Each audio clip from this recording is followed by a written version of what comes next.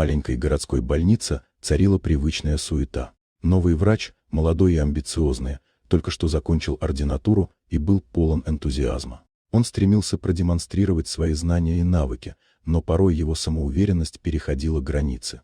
Однажды, во время обхода, он столкнулся с медсестрой Анной, которая уже много лет работала в больнице.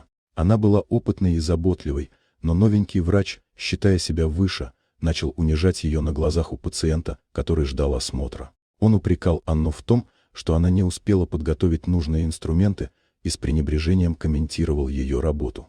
Пациент, пожилой мужчина с добрыми глазами, смотрел на эту сцену с недоумением.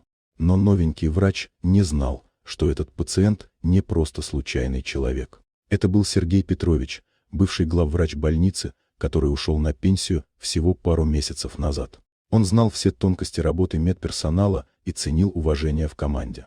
Когда врач закончил свои лекции и вышел из кабинета, Сергей Петрович, не сдержавшись, обратился к Анне. «Вы не должны терпеть такое отношение. Уважение – основа нашей профессии». Анна, хоть и была смущена, поблагодарила его за поддержку.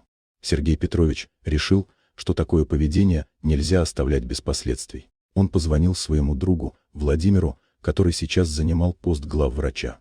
В разговоре он рассказал о поведении новенького врача и о том, как тот унизил медсестру на глазах у пациента. Владимир был шокирован и пообещал разобраться. На следующий день Владимир вызвал молодого врача в свой кабинет. Он был строг и серьезен. После того, как Владимир выслушал врача, он сказал: «Вы не только не проявили уважение к коллеге, но и позволили себе унижать ее перед пациентом. Я не могу допустить, чтобы в нашей больнице работали такие люди». Словно гром среди ясного неба, Владимир сообщил врачу о его увольнении. Молодой человек был в шоке, не понимая, как все могло так быстро обернуться против него. Он пытался оправдаться, но Владимир был непреклонен.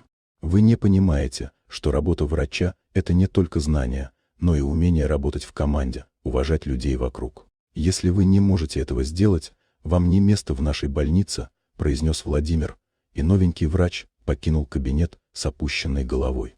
Анна, узнав о решении Владимира, почувствовала облегчение. Она знала, что уважение и поддержка в команде важны для всех. А Сергей Петрович, хоть и ушел на пенсию, вновь убедился, что настоящие ценности медицины не изменяются.